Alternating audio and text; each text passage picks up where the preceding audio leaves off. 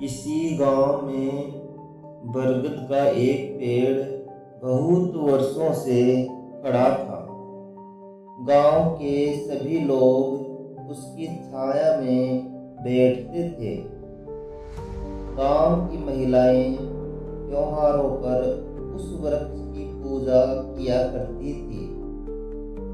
ऐसे ही समय बीतता गया और कई वर्षों बाद वृक्ष सूखने लगा। उसकी शाखाएं टूट कर गिरने लगी और उसकी जड़ें भी अब कमजोर हो चुकी थी।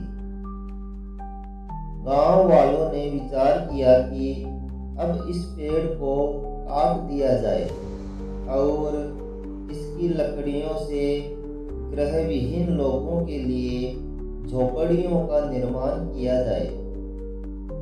गांव वालों को आरी कुल्हाड़ी लाते देख बरगद के पास खड़ा एक वृक्ष बोला, दादा, आपको इन लोगों की प्रवृत्ति पर जरा भी क्रोध नहीं आता?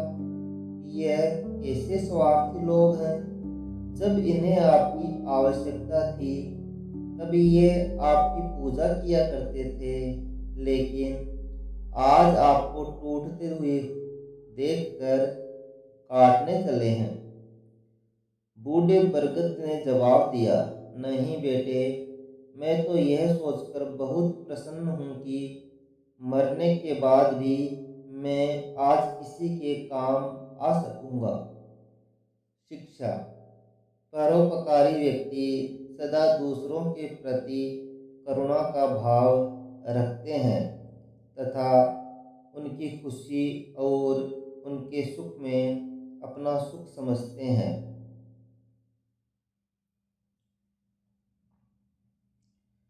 एक बार एक किसान जंगल में लकड़ी बीनने गया तो उसने एक अद्भुत बात देखी।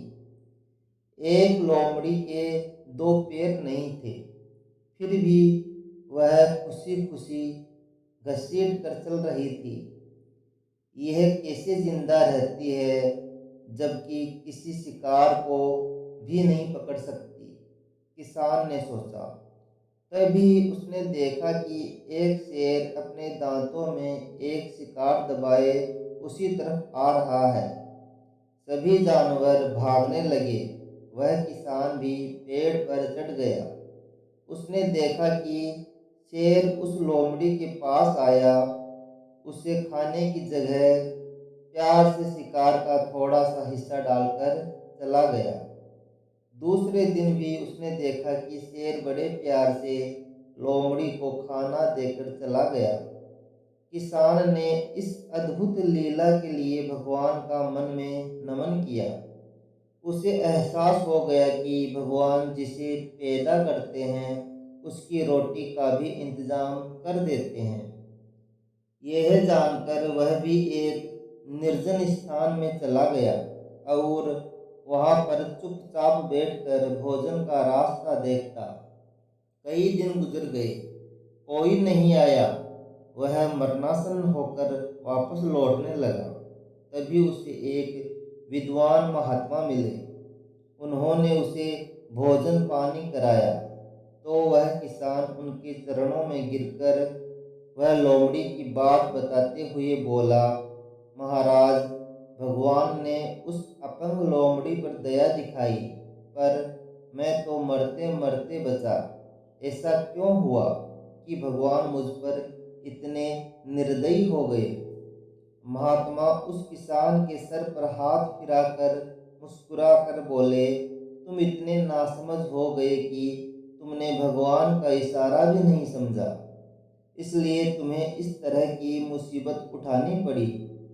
तुम ये क्यों नहीं समझे कि भगवान तुम्हें उस शेर की तरह मदद करने वाला बनते देखना चाहते थे, निरीह लोमड़ी की तरह नहीं। शिक्षा। हमारे जीवन में भी ऐसा कई बार होता है कि हमें चीज़ें जिस तरह समझनी चाहिए उसके विपरीत समझ लेते हैं। ईश्वर ने हम सभी के अंदर कुछ न कुछ ऐसी शक्तियाँ दी है जो हमें महान बना सकती हैं।